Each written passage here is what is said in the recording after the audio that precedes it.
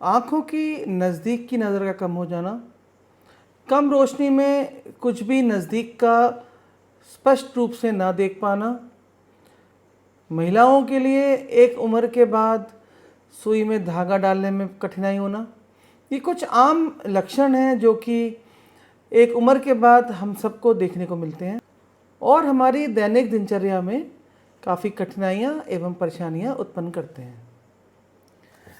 नमस्ते, मैं हूं डॉक्टर प्रशांत शुक्ला और आज मैं आपके लिए लेकर आया हूं एक बहुत ही कॉमन टॉपिक, आम टॉपिक, जो कि एक उम्र के बाद हम सबको इस तरह की प्रॉब्लम होती है। लोगों की नज़दीक की नज़र कम हो जाती है, तो इसको हम प्रेसबायोपिया बोलते हैं। हम सब लोगों की आँखों में एक प्राकृतिक लेंस होता है जो कि अपने आप ही हमारी आँखों को दूर देखने के लिए, नज़दीक देखने के लिए या इंटरमीडिएट देखने के लिए ऑटोमेटिकली हमारी आँखों में परिवर्तन करता है और हम तीनों दूरियों में अपने आप देख पाते हैं।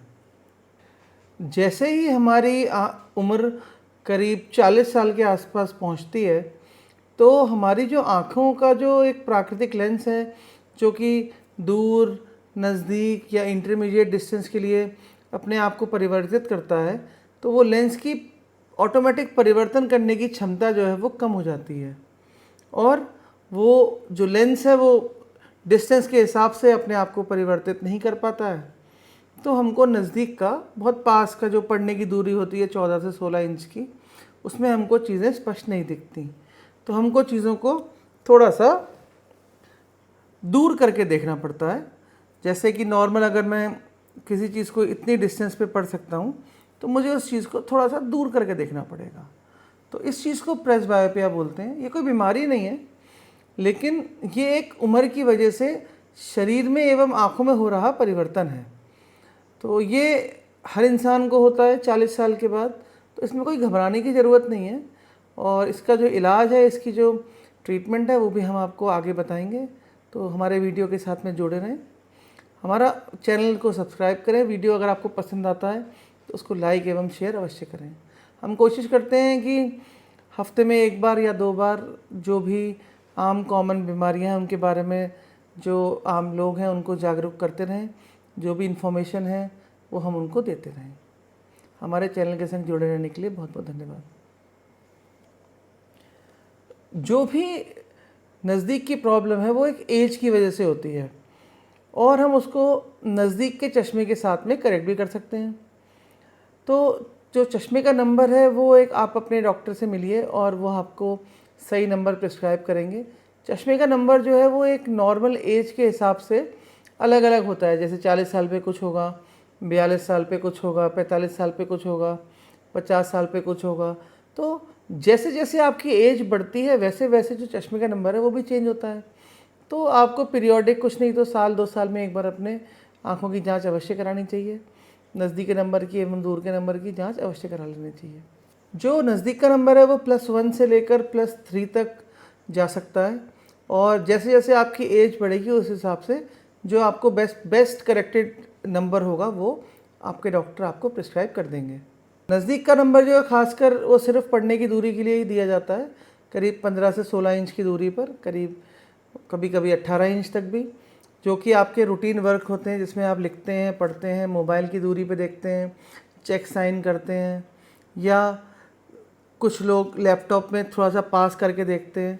जो डेस्कटॉप मॉनिटर होता है वो थोड़ा सा ज़्यादा दूर होता है, उसको हम इंटरमीडिएट दूरी में लेके आते हैं, जो कि नज़दीक और दूर की दूरी के बीच की जगह है। तो अगर किसी पेशेंट को सिर्फ नियर की प्रॉब्लम है तो उनको चश्मा सिर्फ नज़दीक के लिए लगाना चाहिए। जैसे अगर आप नज़दीक का चश्मा इस्तेमाल कर रहे हैं तो आपको या तो थोड़ा सा आगे करके लगाना चाहिए ताकि आपकी दूर की नज़र जो है वो बिल्कुल स्पष्ट खुली रहे, और अगर आप ऐसे ऊपर करके लगाना चाहते हैं तो फिर आपको, अगर कोई सामने से आपसे बात कर रहे हैं तो ये चश्मा लगा के उस इंसान को दूर में नहीं देखना है, क्योंकि ये चश्मा सिर्फ आपकी 15 से 16 इंच की दूरी के लिए, दूर के डिस्टेंस के लिए नहीं है। 16 इंच की दूरी के आगे सब कुछ हम लोग दूर की रोशनी में काउंट करते हैं। नज़दीक के चश्मे हम कई तरह से बनवा सकते हैं। जैसे एक नॉर्मल चश्मा होता है जो मैंने आपको अभी बताया, वो सिर्फ नियर का चश्मा। कहने का तात्पर्य यह है कि जैसे अगर ये नियर का चश्मा है तो या तो आगे लगाइए या उसको पूरा ऊपर करके लगाइए और इस चश्मे से दूर में नहीं देखिए। दूसरा होता है चश्मा जो कि बाईफोकल चश्मे होते हैं। तीसरे तरह के होते हैं प्रोग्रेसिव चश्मे, जो मैंने लगा रखा है इस टाइम। जो प्रोग्रेसिव चश्मे होते हैं उसमें कोई भी लाइन या कट कुछ नहीं होता। और प्रोग्रेसिव चश्मे जो होते हैं वो आपके दूर का जो कि डिस्टेंस, नियर और इंटरमीडिएट डिस्टेंस कई लोग कंफ्यूज करते हैं। इंटरमीडिएट डिस्टेंस बेसिकली कंप्यूटर जो डिस्टेंस होता है उसको बोलते हैं। कि नॉर्मल जो हम लोग अगर बैंक में काम कर रहे हैं या घर में ही काम कर रहे हैं कंप्यूटर पर, डेस्कटॉप मॉनिटर पर, तो वो करीब 20 इंची की दूरी पे होता है, तो उसको हम इंटरमीडिएट डिस्टेंस बोलते हैं। तो ये तीनों डिस्टेंस में काम करता है, अपने आप को एडजस्ट करता है। और बाकी जो है वो बाईफोकल है। उसमें केटी बाईफोकल होता है जिसमें लेंस के नीचे एक गोल सा सर्कल होता है, सेमी सर्कल, या डी बाईफोकल। तो आप वो भी ले सकते हैं अपनी फाइनेंशियल स्टेटस के हिसाब से, अपनी ज़रूरत के हिसाब से। अगर किसी पेशेंट को चश्मे की प्रॉब्लम आ गई है, नियर विजन की, तो मेरा उन सबसे ये अनुरोध है कि वो चीज़ों को दूर करके कतई ना देखें।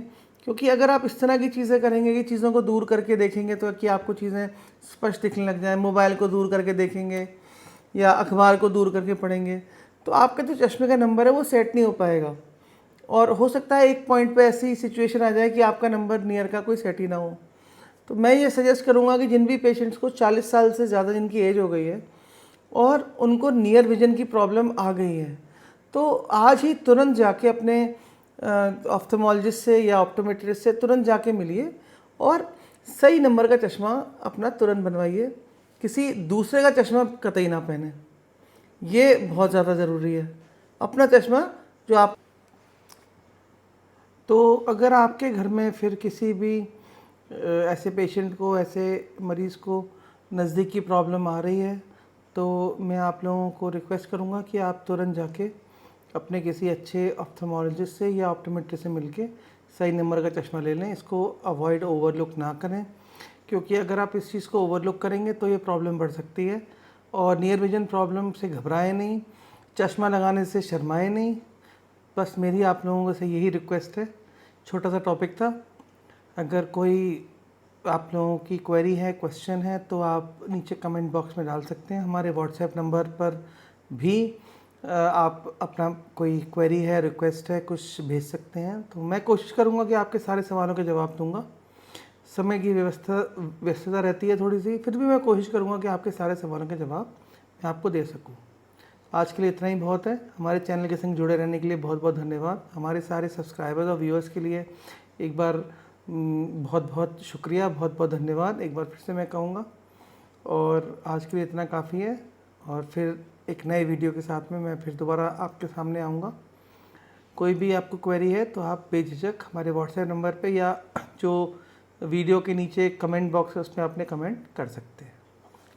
धन्यवाद।